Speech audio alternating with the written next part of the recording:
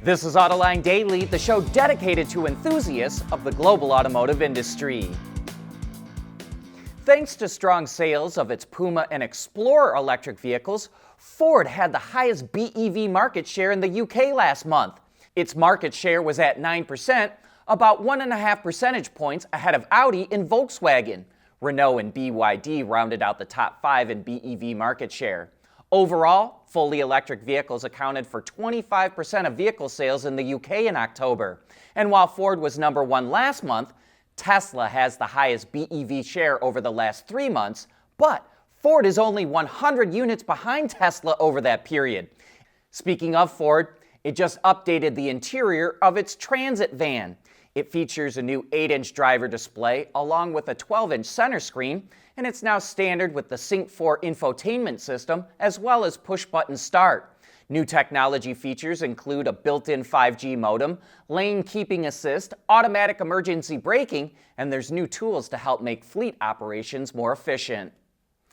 The U.S. is trying to eliminate its reliance on China for critical materials such as rare earth minerals and lithium, and China is trying to prevent the U.S. from doing that.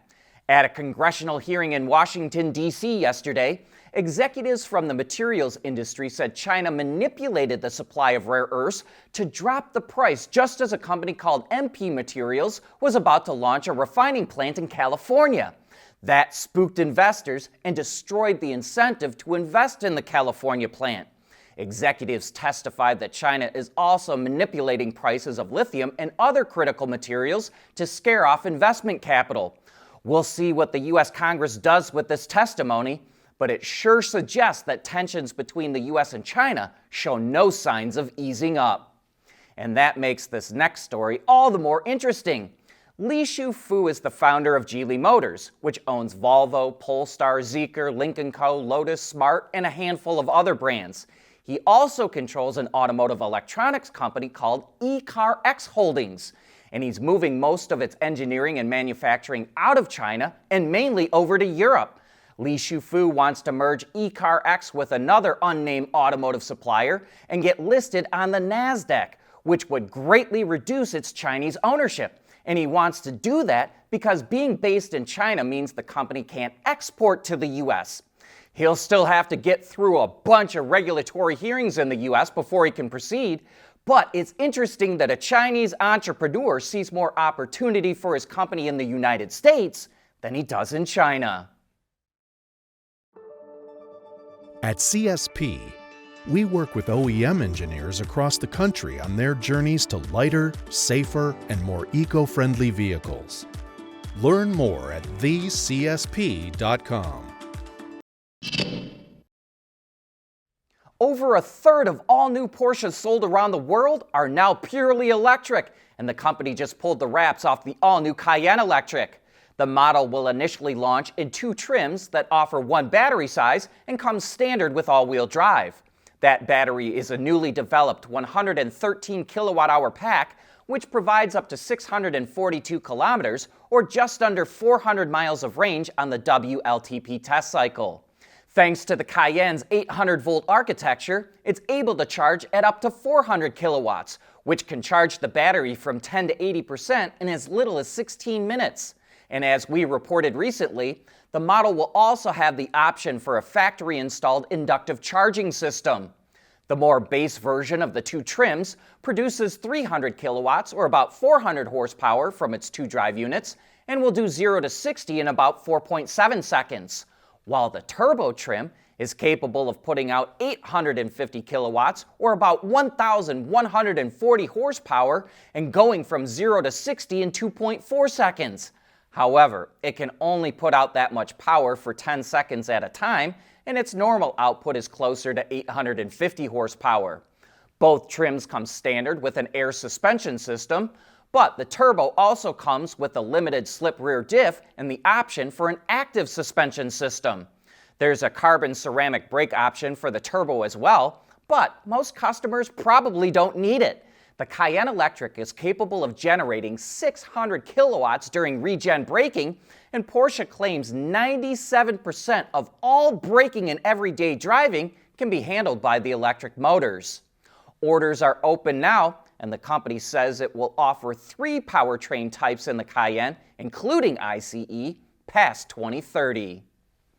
Bentley has the most elegant welcome lamps I've ever seen. I usually call these Puddle lights, which are used to project an image onto the ground. But Bentley can now customize these however an owner wants and even add a little animation to them. This one is a concert hall in Bucharest that features music notes flying around it. The technology needed to pull this off requires nearly 416,000 microscopic mirrors that are each 1/5 the width of a human hair. Bentley says these animations could be as simple as a handwritten projection or as detailed as a floating feather. And it plans to offer these lighting solutions in its customization process, just like it does with nicer woods, leathers, and metals. The UK is expected to add to its military fleet next year, and even General Motors hopes to provide some of those vehicles. And we find a couple pretty interesting. One is based on the Chevy S10 pickup that it still sells in countries like Brazil and features a 207 horsepower diesel engine. And another is a model based on the Chevrolet Silverado 1500 ZR2, which is also powered by a diesel, but with 305 horses. The models were developed by Team Lion Strike, a partnership between GM Defense, BAE Systems, and NP Aerospace. Should GM, Ford, and Stellantis outsource their powertrain operations? That's been a topic of debate ever since the late Sergio Marchionne wrote an essay in 2016 titled Confessions of a Capital Junkie, which proposed exactly that. And now comes Horse Powertrain, the company that Renault spun off to make all its IC engines and transmissions. It's making powertrains for Volvo, Geely, Mercedes, Nissan, Mitsubishi, and others. Keep in mind that this is a company that was only officially formed in May of 2024, and it's already got orders for 8 million engines a year. The company's economies of scale are so big, it can sell an engine to an automaker cheaper than that automaker can make it in-house. Last week, we had Tom Lewis from Horse Powertrain on Autoline After Hours. He's based in Detroit and said he's getting a lot of inquiries about what Horse can supply. So, this is clearly a topic of conversation in Detroit, Dearborn, and Auburn Hills. If you haven't seen that segment already, I highly recommend it. Speaking of Autoline After Hours, coming up later today, we have Matt Anderson, the automotive curator at the Henry Ford Museum, coming on the show. He's got some fascinating insight on how people who hated the horseless carriage came around to accept them. And there may be some history lessons there to change the hearts of people who currently hate EVs. We also have Steve Purdy coming on the show. He published a book called Mascots in Motion about the history and evolution of hood ornaments, grills, and tail fins over a 40-year period. The stories behind them are as interesting as the ornaments themselves. So, join John and Gary when the show goes live at 3 p.m. Eastern Time today. That's a wrap for this show, but I hope to see you later today.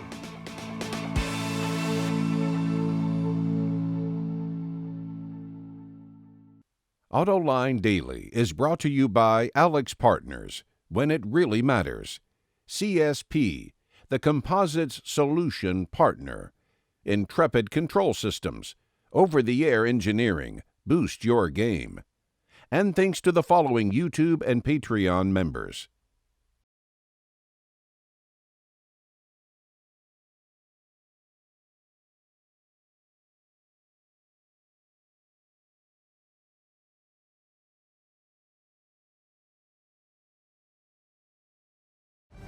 We help businesses respond decisively to their most critical challenges, from urgent performance improvement to enterprise-wide transformation.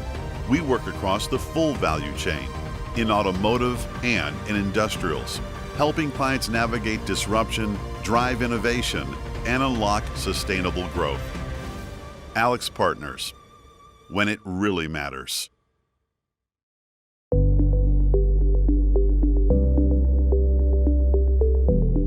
Developing today's vehicles, issues can happen in an instant. What good is knowing your problems without the data to solve them? Meet Wireless Neovi Cloud, your secure off-the-shelf solution empowering real-time collaboration for quick resolution.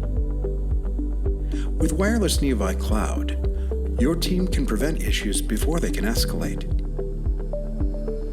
Driver communication data and remote diagnostics to analyze and resolve your problems using OTA, allowing your executives oversight throughout the process.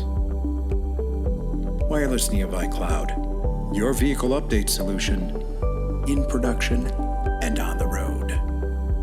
Intrepid Control Systems, driven by your data.